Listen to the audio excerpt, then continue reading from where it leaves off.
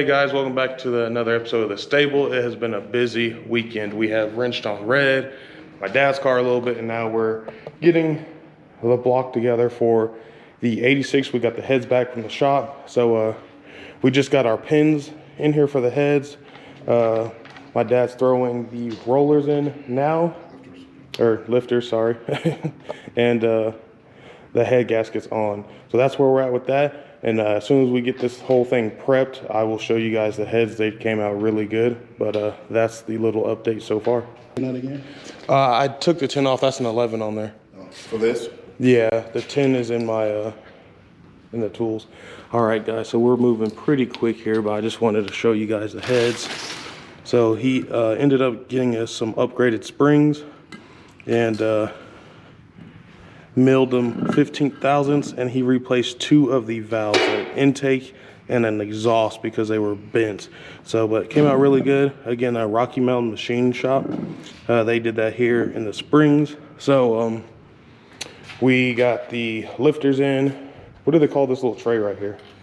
I'm not sure. Okay, so we got the tray in, we got the dog bones on. Head gasket is on this side and the head is sat down on there, and we're about to do the same to the other side. After that, it'll be probably torquing down the heads. Yep. So we'll pick it back up after that, but everything is going smooth right now, so we'll just keep going. All right, guys, so a little break in the action right now. We went ahead and used the ARP fastener assembly lubricant on all of the head bolts. So we got those all in the place. I just need to run them down by hand, or use a socket, run them down, and then torque each one down. So we got that. This is pretty tight, but I need to torque that down as well. Outside of that, all that is good to go.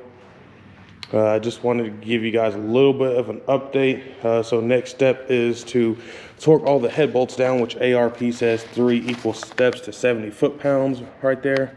So I'm gonna double check that, because 70 foot-pounds doesn't seem like that much, but I mean, maybe since they're ARP bolts, that's why. So we got the little piece in here, this retainer, I guess. I don't know if that's the proper name, but that's what I'm saying. Those 2 bolts torqued down to 110 inch-pounds, and it looks like our torque sequence is, while I hold my phone and camera, we got 1, 2, 3, 4, 5, 6, 7, 8, 9, and 10. And then it'll be the same thing for the other side. So if it's only 70 foot-pounds, I'll probably go like, it says 3 equal sequences. So I'll probably go something like 30, 50, and 70. And then just repeat that process. So that's where we're at now. And I'm gonna go ahead and knock that out. So both sides are on there pretty tight. I failed to mention, if you guys can kind of see this brown ring under there, those are the little retainers that allow us to run the 302 head bolts into the block, because these heads are made for, you can either run them on a 302 or a 351. If you do the 302, you need these little retainers for the head. So failed to mention that. That was a pretty important piece. So right now everything is torqued down. We were going over our gaskets here, and we tossed the rubber, or the corked valve cover gaskets. Yeah, we don't want to run those ones, so I will end up getting some rubber valve cover gaskets or silicone for the valve covers, but that is if the roller rockers don't come up and hit the valve covers that we have. Matter of fact, I will show you guys, because the other thing that we were trying to do with these valve covers is this one right here specifically. These valve covers, you know what? I'll take it to the table for you guys. So I got these from Sean, because Sean went through about 3 different sets of valve covers that he was trying to figure out that he wanted for his car. But as you can see, these valve covers are not threaded on the inside. So we were trying to find the correct tap to where we could create threads on the inside and actually run a valve cover cap like this one in there, so you guys can kind of see. But so that's what we were running into on this. But of course, if we get that tapped, then the next step will probably be like what me and my dad have. I forgot the brand of these breathers, but they have the check valve in there, so fluid or oil can't come out. So I have one, my dad has one, mine's black. So once we get that valve cover threaded, we'll probably end up putting a breather in there once we go to the supercharger. But that's the next step. Got to clean these up, but hopefully these won't bottom out with the 1.7 rockers, but we won't know that until we get the rockers on there, which is our next step.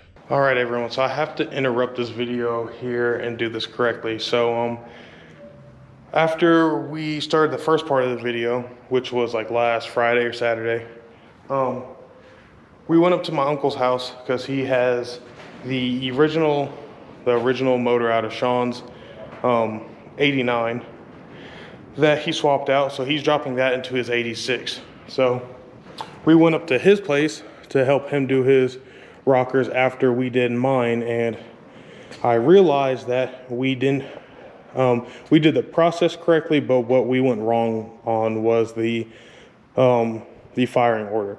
So that was my fault, because since I'm still new to the old school 5.0s, the picture I pulled up online was actually for, it said 302 and 351, which is not correct because they're different. So, of course, one is correct. So I have to take one back to top dead center and pull the rest of them off and go from there. So didn't realize that until we got to my uncle's house, and my dad was talking about the firing order. We looked it up on LMR. So I am no professional. I would go over to LMR and verify. That's where we seen the correct order. I actually have a picture of it on my phone. And so the correct order is, correct order is 13726548. So that is definitely not the one I did. So I'm gonna fix these real quick. It shouldn't take too long. Like I said, the process is correct. Start with one, get a top dead center, pull the rest off, and then before I start, 3 I believe is the next one. I say I'll double check with my phone, but start with 3, and then take it from like 12 o'clock to 3 o'clock, do the next one, and just repeat that. Put the next set on there, do the whole lash. And if I didn't explain in the video, lash is where you want to be able to just slightly rotate the push rod with your hand, but you don't want to be able to wiggle it up and down. So when like LMR and the rest of the people talk about lash, that's what they're talking about.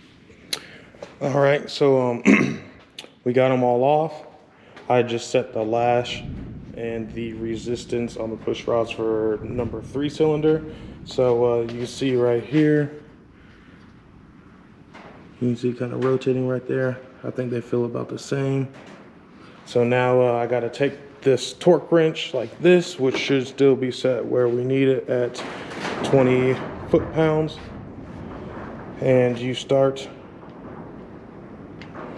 like this, and you want to rotate it and have it click off before one full rotation. So all the way you spin it around, come around this way, and you want it to click off somewhere before it gets all the way back to the top, otherwise it's not right. So sorry if my hand was a little funky in that one. Just trying to film and show you guys. So gotta do the same thing. So pretty much that's just gonna be the process. I'll rotate it around, make sure it clicks off.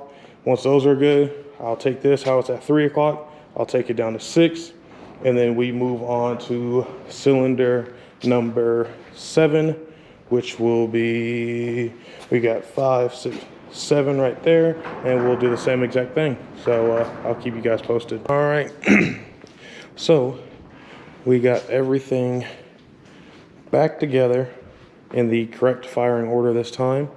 So I'm just gonna take the front and rotate it through a couple times. Make sure that nothing binds.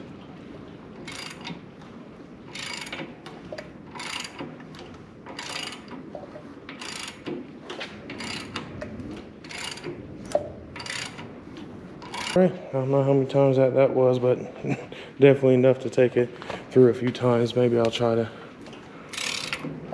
always get it close to, I feel like top dead center should be coming up soon. I'm gonna need 2 hands to figure that out. Well, I'll just put it back at top dead center. But that should be good for now. I am just going to set our valve covers on here just to make sure nothing gets down in there. We don't have valve cover gaskets yet.